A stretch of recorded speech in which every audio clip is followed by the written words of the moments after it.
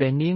បានស្នាក់នៅឯខ្ញុំបានជាច្រើនថ្ងៃហើយ3ថ្ងៃទៀតគឺជាពិធីប្រជុំធំឧត្តមសេនីយ៍ឈិនយួនបានឆ្លងទន្លេហ្វៃហើយ3ថ្ងៃទៀតនឹងមិនទាន់ពេលវេលាទេខ្ញុំបានសង្កេតឃើញថាប៉ៅស៊ីយ៉ែនកំពុងតែរៀបចំស្បៀងសម្រាប់ទ័ពខ្ញុំសង្ស័យថាគាត់ចង់រៀបចំកងទ័ពព្រះនគរដែលស្ថិតនៅក្នុងព្រះបរមរាជវាំងបញ្ជាឲ្យគ្រួសារហ្វាននៅហ៊ូទូគ្រួសារឈិននៅរងជើវគ្រួសារសៀននៅយ៉ងជើវនិងគ្រួសារស៊ីនីនៅហានសានកាត់ផ្តាច់ការផ្គត់ផ្គង់ស្បៀងទាំងអស់ទៅកាន់រាជធានីយ៉ូព្រមសូមឲ្យមនុស្សផ្សព្វផ្សាយដំណឹងនៅក្នុងរាជធានីថាព្រះអង្គម្ចាស់យានីនឹងរៀបចំស្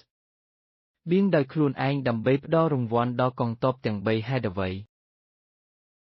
ព្រះនាងយកល្បិចនេះប្រណីតណាស់ដំបូងធ្វើឲ្យគិតនាមព្រះអង្គម្ចាស់យានីល្បីល្បាញធ្វើឲ្យទាហានមានការរំពឹងទុកនិងអំណរគុណពេញចិត្តរងចាំរហូតដល់ចុងក្រោយស្បៀងមិនត្រូវបានផ្ដល់ឲ្យទាន់ពេលទាហាននឹងខកចិត្តហើយទីបំផុតបាត់បង់ចិត្តទ័ពទាំងស្រុងព្រះនាងរៀបចំផែនការដ៏ល្អិតល្អន់ស្ថានភាពលើពិភពលោកដូចជាការលេងអុយជាពាក្យរបស់ខ្ញុំព្រះបតាស្បៀងសម្រាប់កងទ័ពទាំង3កំពុងត្រូវបានរៀបចំកូនបានចរចារួចជាមួយឈ្មួញស្បៀងធំទាំង4ហើយព្រះករុណាព្រះករុណាព្រះករុណាមិនល្អទេព្រះករុណាព្រះករុណាព្រះករុណាស្បៀងមានការផ្លាស់ប្ដូរ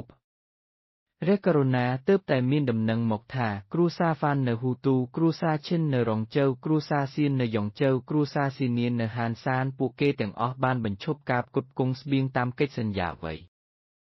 ឈ្មួញស្បៀងធំទាំង4បានបញ្ឈប់ការងារទាំងអស់ហើយស្បៀងត្រូវបានពន្យាពេលរួចមកជាច្រើនខែហើយមាសប្រាក់នៅតែរង់ចាំតើអ្នកឲ្យខ្ញុំធ្វើមនុស្សយ៉ាងណាបច្ចុប្បន្នមាសប្រាក់កំពុងតែថ្កើងថ្កានទាំងអស់នេះគឺដោយសារព្រះបតាបានក្បត់ជំនឿគ្រួសារធំទាំង4បានប្រែក្បួនតើពួកគេមិនចង់រក្សាក្បាលរបស់ពួកគេទេយើងនឹងកាប់សម្លាប់ពួកគេទាំង9ជំនាន់ព្រះបតាសូមព្រះករុណាធូរស្បើយ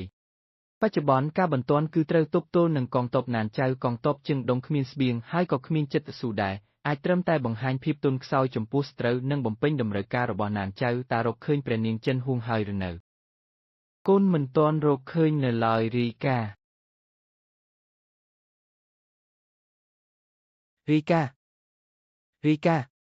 កងទ័ពទាំងមូលបានជាប់ទីតាំងនៅខាងក្រៅព្រះបរមរាជវាំងចម្ងាយ10 លីអ្វីតើពួកគេមានតម្រូវការអ្វីខ្លះបំពេញតម្រូវការពួកគេទាំងអស់យើងមិនទាន់រកឃើញព្រះនាងចិនហួងនៅឡើយសូមឲ្យពួកគេពន្យាពេល2 3ថ្ងៃនៅពេលរកឃើញថាអ្នកណាបានប្រមាថព្រះនាងយើងនឹងកាប់សម្លាប់គាត់ជាបំណែកតូចនិងបំផ្លាញគ្រួសាររបស់គាត់ដោយថ្នាំពុលព្រះករុណាពួកគេបានបញ្ជូនសារតាមយន្តហោះមកថាព្រះមាតាចៅណានចៅមានសុខភាពល្អបានឮថាព្រះមហេសីសៀវនៃចៅសៀនជាគ្រូពេទ្យដែលមានជំនាញខាងវិជ្ជាពេទ្យដូច្នេះសូមអញ្ជើញគ្រូពេទ្យសៀវទៅកាន់ណានចៅដើម្បីព្យាបាលព្រះមាតាចៅតើពួកគេមកមិនមែនដើម្បីព្រះនាងទេប្រហែលជាការផ្សព្វផ្សាយខុសចម្ងាយរាប់ពាន់លីការខុសឆ្គងគឺមិនអាចជៀសផុតបានទេហើយតើសម្ដេចព្រះនាងយ៉ាងយូណានអាចនៅក្នុងរាជធានីយើងបានយ៉ាងណា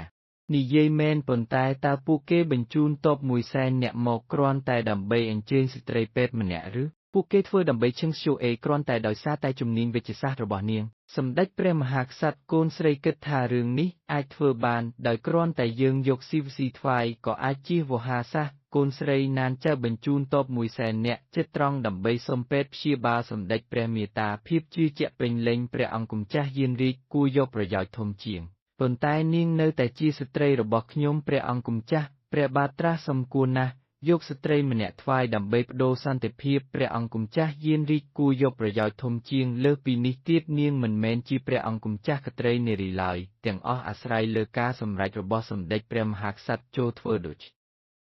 នេះចុះហៅព្រះអង្គម្ចាស់ក្ត្រីឈឹងព្រមហៅព្រះអង្គម្ចាស់ក្ត្រីឈឹងចូលព្រះលានសម្ដេចព្រះមហាក្សត្រមានព្រះរាជបន្ទូលយ៉ាងដូចម្ដេចព្រះអង្គម្ចាស់ក្ត្រីឈឹងមិននៅតែក្រៀមក្រំចំពោះការក្លាយជាស្ត្រីរបស់ខ្ញុំទេក្រៀមក្រំព្រះបន្ទូលរបស់សម្ដេចព្រះមហាក្សត្រពិតជាមិនសមរម្យអ្នកដែលក្បត់ជំនឿមិនមែនខ្ញុំទេអ្នកដែលប្រែប្រួលមិនមែនខ្ញុំទេអ្នកដែលភេលិចគុណមិនមែនខ្ញុំទេពេលនេះអ្នកចោទប្រកាន់ខ្ញុំតែហាក់បីដូចជាត្រឹមត្រូវអ្នកដែលប្រែប្រួលមិនមែនខ្ញុំទេអ្នកដែលភេលិចគុណមិនមែនខ្ញុំទេពេលនេះអ្នកចោទប្រកាន់ខ្ញុំតែហាក់បីដូចជាត្រឹមត្រូវហ៊ានហួសហេតុ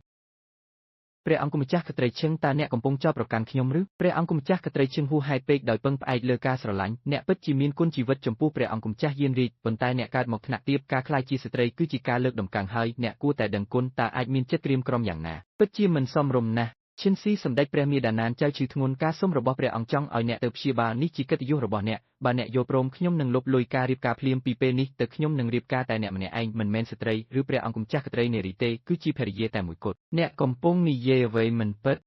រឿងរបស់អ្នកនឹងយូនស៊ូអ៊ីយ៉ាវគឺជាការប្រទានពីខ្ញុំផ្ទាល់យកហើយបោះបង់ព្រះរាជបញ្ជារបស់ខ្ញុំមិនអនុញ្ញាតឲ្យជ្រៀតជ្រែកឯងត្រឡប់ទៅរៀបចំខ្លួនហើយធ្វើដំណើរទៅណានចៅភ្លាមនេះជាព្រះរាជបញ្ជានិយាយហើយឬនៅឯង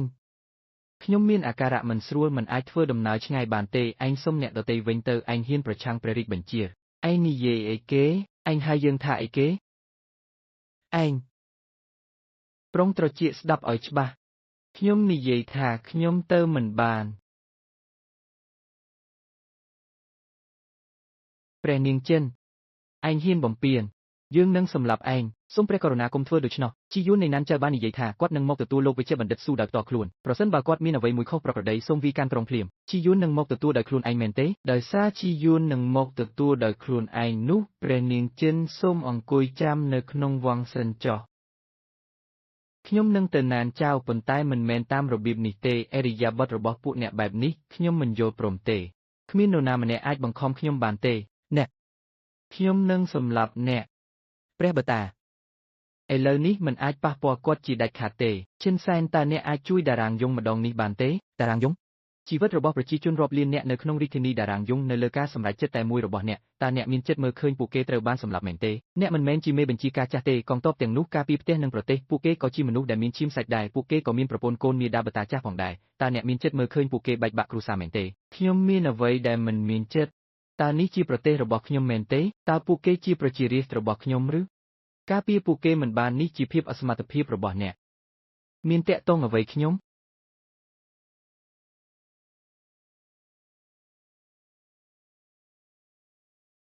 ឈិនសែនឥឡូវនេះគុំនិយាយពាក្យសម្ដីដែលមានអារម្មណ៍ខឹងសម្បាយហើយបានទេ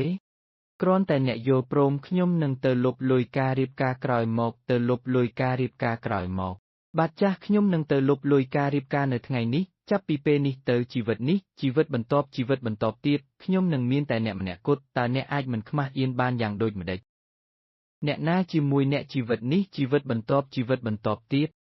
ពិតជាមិនដឹងថាអ្នកណាផ្ដល់ហេតុផលធំបែបនេះដល់អ្នករាជវង្សដាយងពោពេញទៅដោយម្ចាស់ដែលមានតម្លៃតែមិនមានសូម្បីតែម្នាក់ជាបុរសគ្រោះមហន្តរាយមកដល់តែដឹងតែធ្វើឲ្យស្ត្រីធ្លាក់ចូលគួរឲ្យអស់សំណើច